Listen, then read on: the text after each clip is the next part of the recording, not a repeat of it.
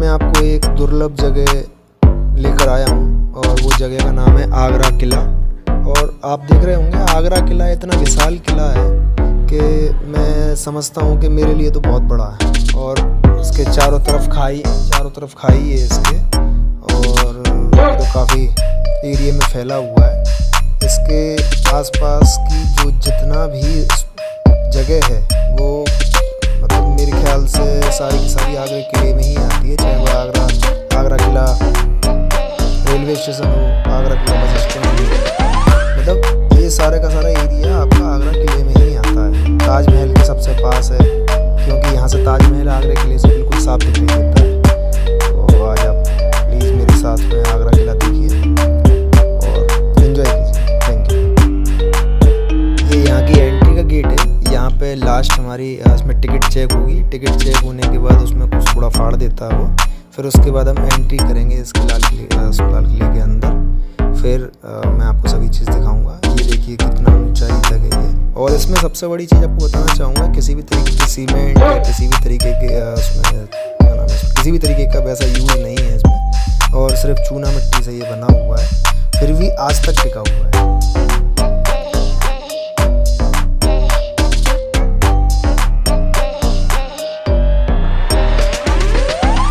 बनाने वाले की कारीगरी की दाद देनी होगी, क्योंकि इसको बनाने में किसी भी तरीके की मशीन का कोई यूज़ नहीं है। सारा हैंडमेड बनाया गया है हाथों से, और एक एक चीज़, एक एक फूल, एक एक तराशी हुई कोई भी चीज़ बाकायदा एकदम सही तरीके से बनाई हुई है और एकदम एक्यूरेट तरीके से बनाई हुई है। मतलब अगर एक फूल अगर जिस साइज का, जितनी ऊंचाई का, जितनी लंबाई, जितनी चौड़ाई का है, उतना ही दूसरा भी होगा, तीसरा भी होगा, चौथा भी होगा, पांचवा भी होगा। ये इस चीज़ ये यहाँ की खासियत है।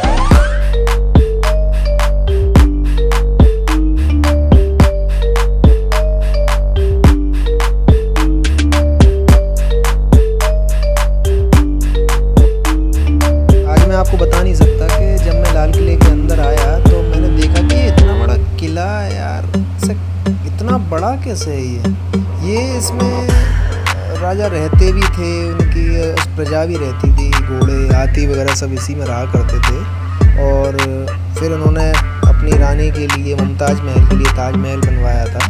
बाकी आप देख सकते हैं इतना बड़ा किला है, इतना बड़ा किला है। इसमें टैंक, तोप, दिल्ली जाने का रास्ता, सब कुछ मतलब इसके अंदर ही है। और इतना बड़ा और इतना सुंदर और इतना भव्य किला है ये, आप भी देख सकते हैं मेरे दोस्त।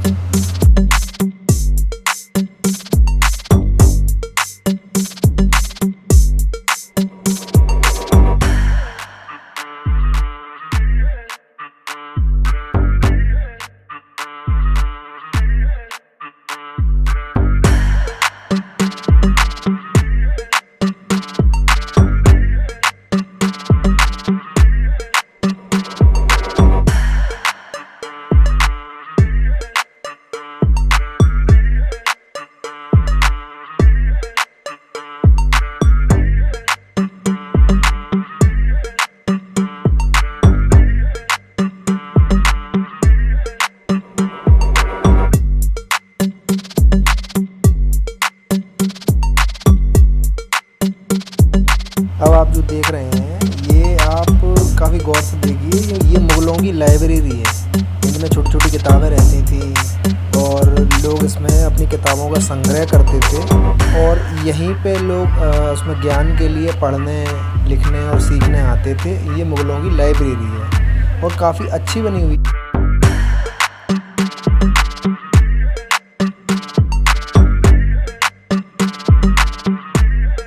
ये जो अब मैं आपको दिखा रहा हूँ, ये जो सामने आपको खांचे से दिखाई दे रहे हैं, इनमें से क्या होता था कि इसमें से राजा बैठ के यहीं से ताज का दीदार करता था, और वो सारी जो उसकी बनाने का तरीका था, बनता हुआ देखता था, यहीं बैठ के देखता था। और ये यहाँ से बिल्कुल एकदम साफ दिखाई देता है ताज, आप देख पा रहे होंगे, ठीक सामने दिखाई दे रहा है। तो इन्होंने एकदम इस तरीके से बनवाया था कि लाल किले से बैठे बैठे भी ताजमहल का दीदार आसानी से हो सके।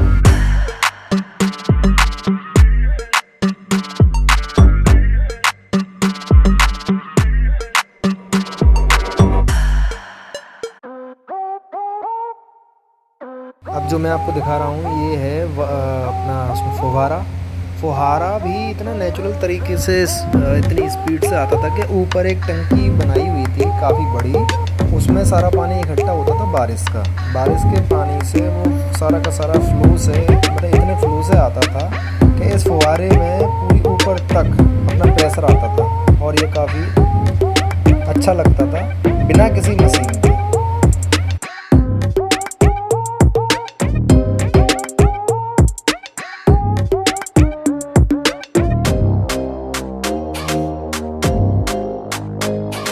मैं आपको एकदम ताज का स्पष्ट दीदार कराऊंगा और आप देख सकते हैं सामने ठीक सामने ताजमहल दिखाई दे रहा होगा आपको। मतलब ताजमहल के लिए लोग इतने दूर दूर से आते हैं, उसको सातवां अजूबा भी कहते हैं।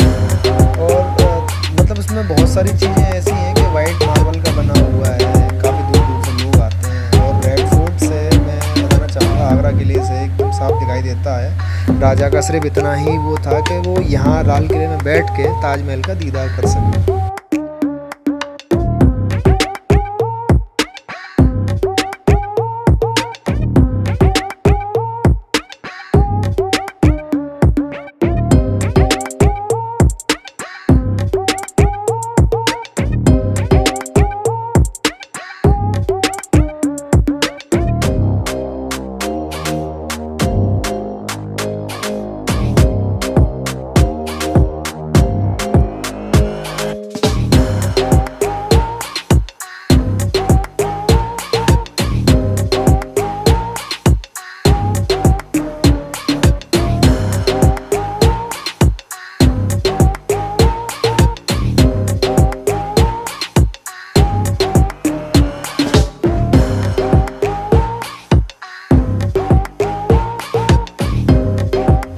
जगह वो है जहाँ पर उस टाइम की चौपाल लगा करती थी, ऊपर राजा बैठता था और नीचे की तरफ जो आप लेफ्ट साइड में देख रहे होंगे यहाँ पे जनता पूरी बैठती थी और फिर इनका जो भी फैसला वगैरह हुआ करता था वो होता था। और देख सकते हैं आप कि राजा के बैठने की जगह हमेशा ऊपर काफ़ी ऊंचाई पर हुआ करती थी।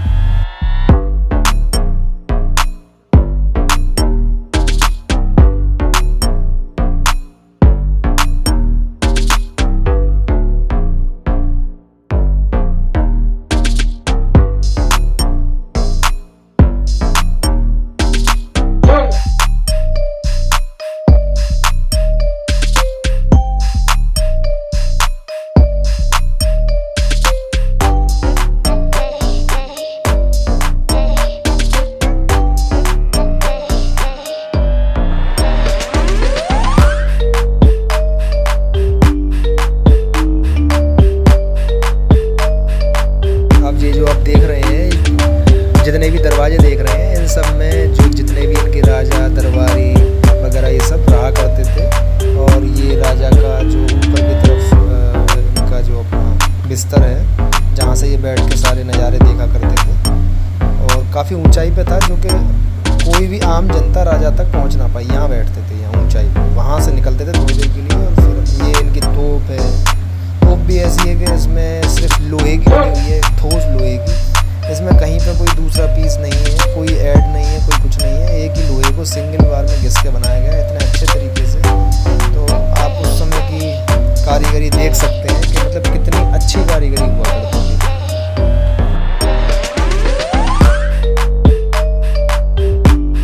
हमारा वापस चलने का टाइम हो गया है तो समय भी काफ़ी हो गया है, हम काफ़ी देर से घूम रहे हैं, हम लगभग 2 घंटे हो गए इस किले को घूमते घूमते, लेकिन फिर भी हमारा मन नहीं भर रहा और ये हम बाहर की तरफ निकल रहे हैं।